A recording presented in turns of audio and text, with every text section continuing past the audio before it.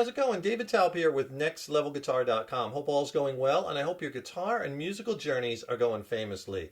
I've been getting a lot of requests lately to do a few more acoustic lessons and some more rhythm and chord lessons. Lately I've been doing a lot of lessons on electric guitar, electric lead guitar, and I like to change it up a bit, try to provide a little something for everyone. And in this lesson we're going to learn a big batch of chords based off of an E minor chord. I just want to show you just how deep you can go with chords and how you could substitute chords even for the same chord but have a total different sound, total different richness and texture. This is so important to keep expanding your chord vocabulary, and these are chords you could use in songs, you could substitute them, you could write with them, you could create melodies with them. They're just beautiful. We're going to look at all different variations of an E minor chord, and we're going to be in standard tuning, standard A440 tuning. So go ahead and tune your guitars low to high, E, A, D, G, B, and E. And if you could do me a quick favor, please subscribe to the channel. Subscribing to the channel, that really helps us to keep bringing the content, as well as then you'll be notified when we have new lessons posted. Leave a comment below. Let me know how you like this lesson. Let me know what lessons you'd like to see coming up. And if you like the video, please click the like button, give it a thumbs up, share it, and thank you so much for your support. So what we're going to do is let's take a look at this E minor chord, right? Most people play the E minor kind of garden variety E minor chord. Sounds really good, right? But let's look at a few different ways, or many different ways, that we could add to that chord, making lots of different E minor type chords that give you lots of different sonic opportunities, lots of different sounds, right? Now a minor chord is made up of three notes, a root, a flat third, and a fifth. And this E minor chord is made up of E, the root, G, the flat third, and B, which is your fifth. And then the notes just repeat, right? The B again, high E again. So keep those three notes or three intervals in mind, because we're going to be adding to those. So basically, if we just take, instead of playing the E note there, if we move our pinky or our third finger to the F sharp note, and we play that note with the chord, and we're adding an F sharp, which is the second or ninth, listen to the difference in sound, how much darker that is, how much more drama. That's an E minor add 9 chord. You could use your pinky, it's easier. Here's the E minor. For comparison, you can hear the difference.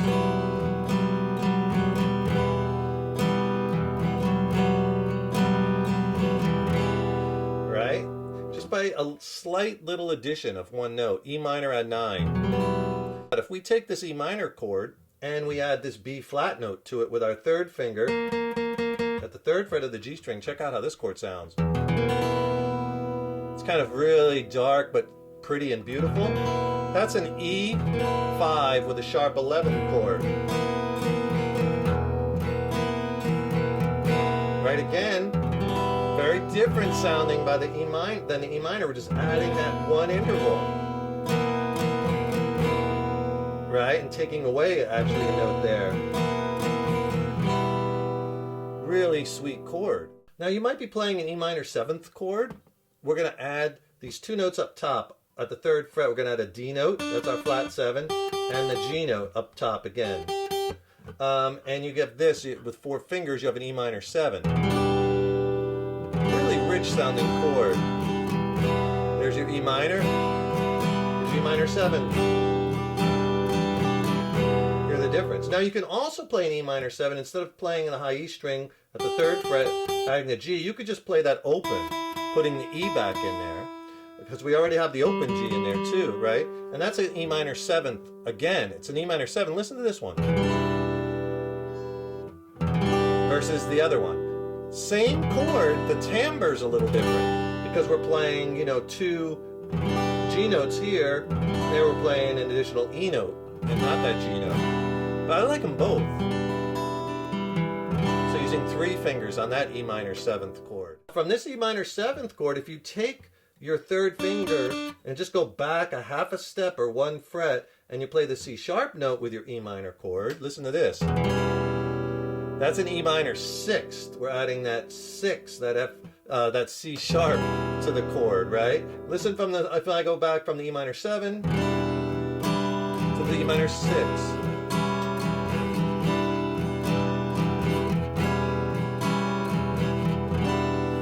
Almost hear these, how you could write melodies with using the same bass chord, root, flat, third, fifth, on an E minor chord. You have all these different, right? Different interval structure, different melodies that you could come up with basically off of the same E minor, right? It's beautiful. Now here's another cool thing you could do is off the E minor chord, take that second finger and add the F sharp note up top. Remember last time we added it here, or earlier in the lesson, for this chord, E minor add 9. We're going to play it again, E minor add 9, but this time we get the higher F, right, than this guy. We're going to play this one. I like to play that one with my third finger. There's our E minor add 9. Right, so let's experiment with some of those. Let's play something like the E minor add 9, E minor 7th, E minor 6th. Let's see what that sounds like. We'll just do like a down, down, up, down, and strum. Give you some musical application with these chords, right? Make it a little interesting. All off E minor. Let's see what that sounds like.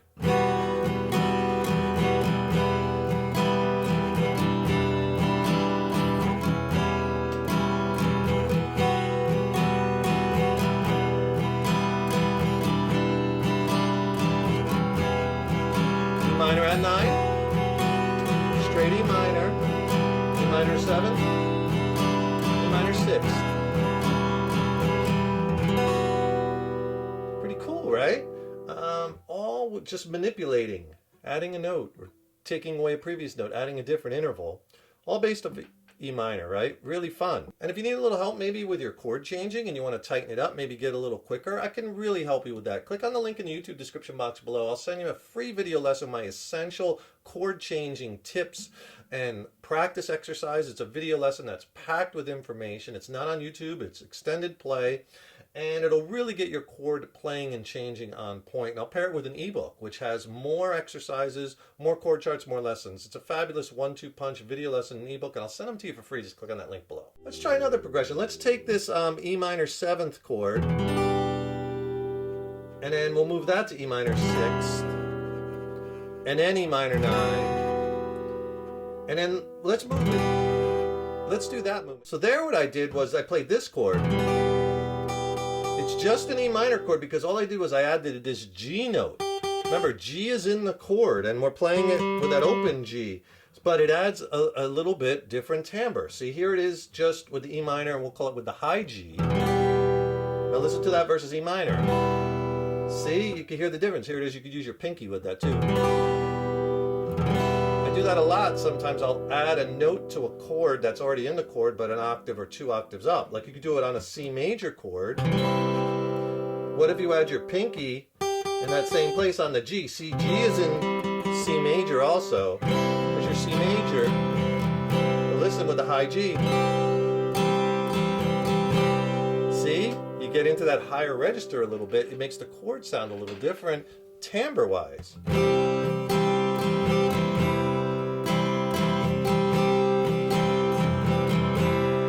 Right? And that's what we're kind of doing on that E minor.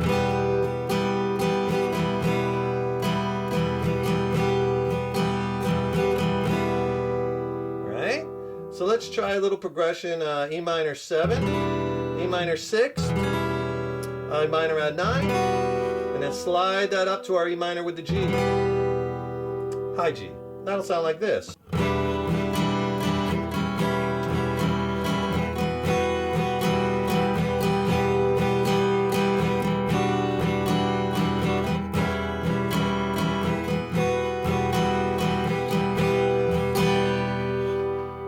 We're just moving those high intervals around within that E minor chord, or playing within that chord, coming up with all kinds of different melodies. And you could do all kinds of combinations, substitute this for your E minor chord, or embellish while you're doing your E minor chord. You could do so much with it. And this is just with E minor, and I showed you a little bit on C, but you could do that with any chord. Find all these other intervals and turn one chord into 10 chords. And that really expands your chord library, giving you more knowledge of chords. Also, it helps develop your ear because you're hearing all those little different nuances or different intervals, different notes in each chord. And that's important for your ear training, because then if you're trying to figure out songs, for instance, you're going to hear those differences and you're going to have an affinity for that, right? So it's going to help you in the practical application of like figuring out songs by ear or writing songs and creating melodies. These chords are so much fun and will provide a new palette of sounds for you, so keep experimenting with them, keep learning different chords and experimenting with your progressions and your rhythms. Keep having fun with it and creating all kinds of cool sounds and melodies on this beautiful instrument, right? Don't forget, subscribe to the channel. That really helps us to keep bringing the content, as well as then you'll be notified when we have new lessons posted, and get my free video lesson and ebook that will really help you along in your guitar journey. And the ebook is a great reference guide you'll use throughout your journey.